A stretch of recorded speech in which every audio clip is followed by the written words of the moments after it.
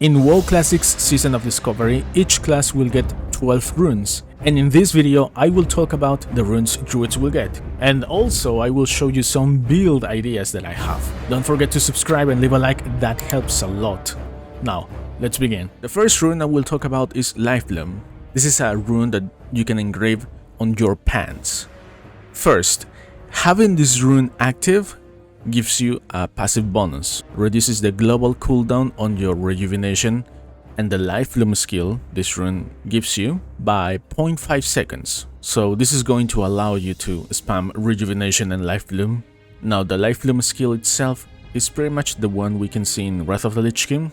It's just healing over time that you can stack 3 times on the same target, and when the healing dot runs out or is dispelled, that target gets healed by an additional amount. The next rune is Living Seed. This is a rune that you can engrave on your chest. When you critically heal your target with any healing spell, you plant a Living Seed on the target for 30% of the amount healed. The Living Seed lasts for 15 seconds and it's triggered when the target is attacked. This makes you want to constantly crit with your heals. I don't know how possible is that in low levels because the initial level cap is going to be of level 25, but it might be interesting for later in the season. Now here we have another rune. This one sounds very overpowered. It's called Fury of Stormrage. You can engrave this rune on your chest and reduces the mana cost of Wrath by 100%, so it turns Wrath into a free skill.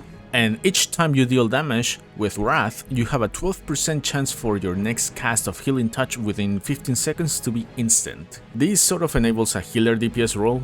Now you can do DPS when there's no one who needs heals, and you won't lose mana, because you will be able to cast Wrath for free. Now we have Wild Growth. You can engrave this rune on your globes. This is another skill that you can already see in Wrath of the Lich King Classic. It's an AoE heal for all your party members within 15 yards that is applied over 7 seconds. At the beginning it's applied quickly and then it slows down. More AoE heals for druids because I believe they already have Tranquility in Classic, so pretty good. Overall I think it's going to be more fun to play as a druid healer with all the runes that we have seen so far. Now this next rune is more of a spell damage rune. It's called Starsurge, and you can engrave this rune on your pants. It does arcane damage, and it says that it's going to benefit from talents and effects that benefit Wrath or Starfire. Now I don't think at the beginning of the season it's going to matter if we use either Wrath or Starsurge, because most of the Starfire talents are at the bottom of the balance tree. And also I'm curious if this Starsurge skill is going to work with Fury of Stormrage, because in that case, instead of using Wrath to trigger the instant healing touch proc from Fury of Stormrage, you use a Starsurge. And the last caster rune for druids is Sunfire. You can engrave this rune on your globes, and it pretty much works like Moonfire. Instead of arcane damage, it does nature damage in the same way that Moonfire works, but here's a difference. You are going to get also a Sunfire for bear form and for cat form, and the Sunfire for cat form will award you 1 combo point. It's probably going to stay just as a caster rune. I don't know if it synergizes very well with other runes, but hey, there's a possibility. Now the next runes are going to be for Feral Druid, either Feral Cat or Bear Tank. The first one is Savage Roar. If you played Wrath of the Lich King, you know how this skill works. It's the same. It's just a DPS buff for cats for 30% extra physical damage done, and the more combo points you spend on it, the longer the duration. The next rune is Wildstrikes, and this is the Windfury for druids. It works the same as a Windfury totem. Each melee hit has a 20% chance of granting the attacker an extra attack with 20% additional attack power, and just like a Windfury totem, your party members within 20 yards will receive the buff. So you probably will want a druid for your melee cleave comp for dungeons. Now we have here a tank rune, Survival of the Fittest. You can engrave this rune on your chest. It gives druids crit invulnerability, reduces the chance you will be critically hit by melee attacks by 6%, and on top of that, reduces all damage taken by 10%. And you get an additional 10% damage taken reduction when you are in bear form. This rune turns bear tanks into massive tanks. 20% damage reduction, that's huge. The next rune is Mangle. You can engrave this rune on your gloves. If you played Wrath of the Lich King, you already know this skill. Mangle the target for 160% normal damage and cause the target to take 30% additional damage from bleed effects and shred for 1 minute. Now, this rune says that this ability benefits from and triggers all effects associated with Claw and Maul, so it will probably take advantage from talents that improve Claw and Maul. And here's one more thing that's interesting. It says that it does 160% normal damage, which probably means that you can still use the manual crowd pummeler from Nomaragan. It's a possibility. It will need to be tested though. The next rune is Lacerate. You can engrave this rune on your gloves, and it's another skill that you can find in Wrath of the Lich King Classic. Lacerates the enemy target, making them bleed for a certain amount of damage over 15 seconds, plus 20% weapon damage. This part is important. Or existing application of Lacerate on the target. It causes a high amount of threat, which probably means that bear tanks are the ones who are going to use this skill, and the effect can stack up to 5 times on the same target. Since this skill says that it uses a percentage of the weapon damage, if you want to use this skill as a bear tank, you will need a high DPS and slow two-handed weapon.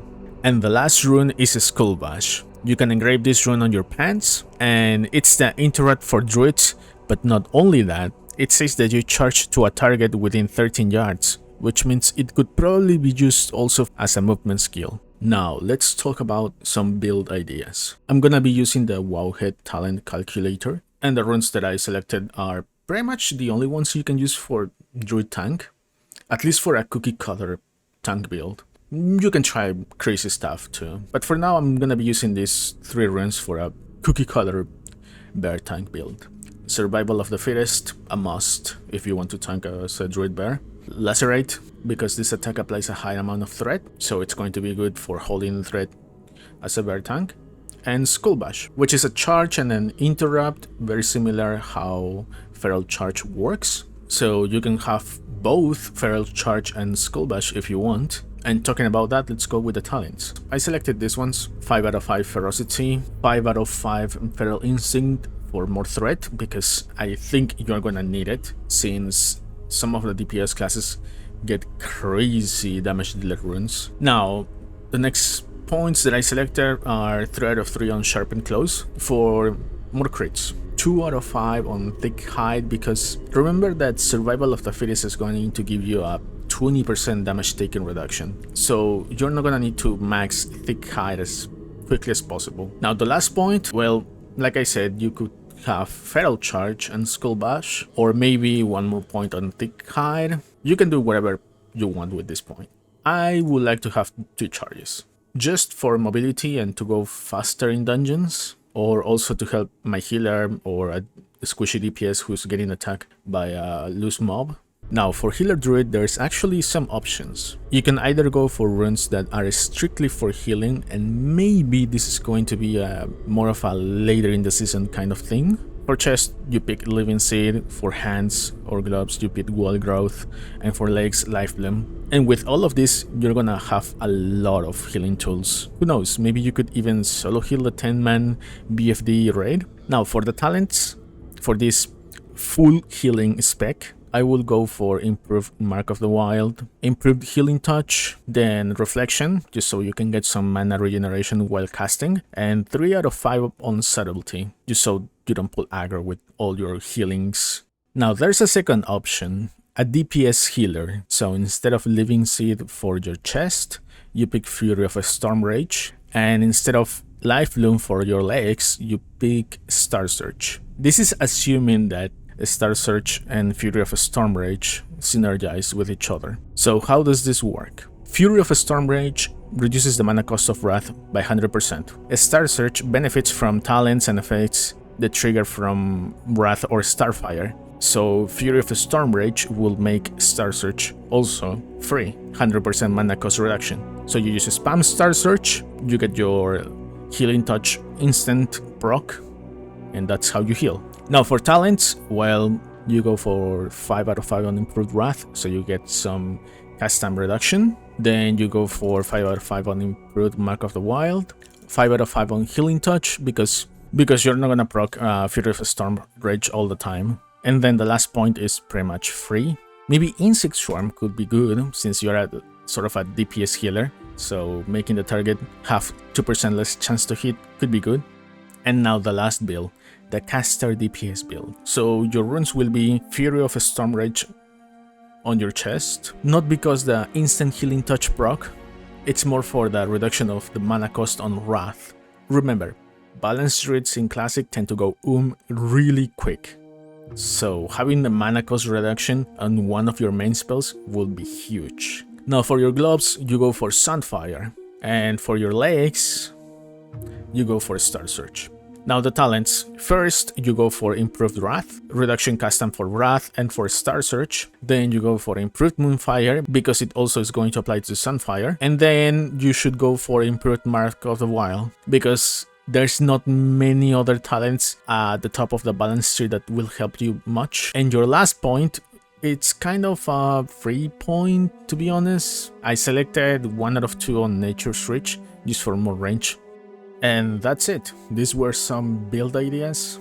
They are not perfect, there's a lot of room for improvement, but I just wanted to share them just so I can give you, all of you, some ideas. If you found this video helpful, leave a like and subscribe, that helps a lot. I will be doing videos for the other class runes, same format at the end, some build ideas for other classes too. Thanks for watching, and I will see you all in the next video.